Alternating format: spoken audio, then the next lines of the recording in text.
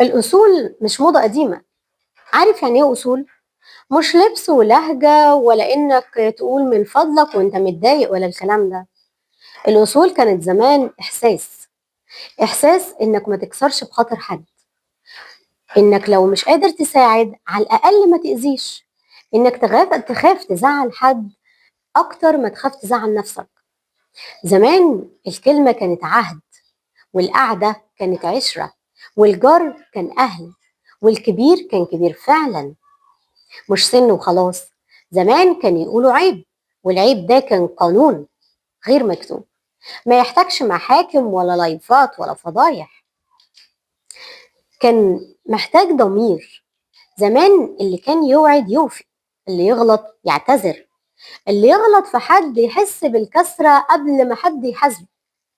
ما كانش فيه مبرر اسمه ما هو كله بيعمل كده، ولا الدنيا اتغيرت بس هو الاحترام بيتغير، الستر بيتغير، الوفاء بيتغير، الرحمة بتتغير.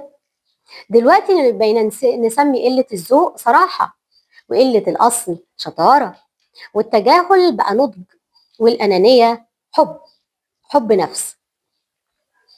بقينا نقاطع بعض عادي، نفضح بعض أسهل، نخلع من أي مسؤولية بشكل أسرع، ونقول أنا مش ملزم.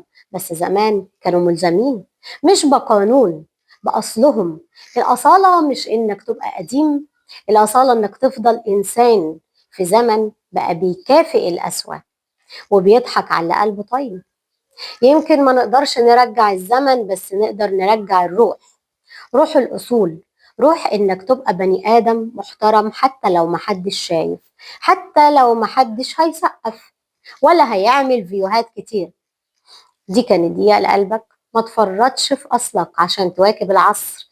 الأصول عمرها ما تبقى قديمة، هي بس بقت نادرة.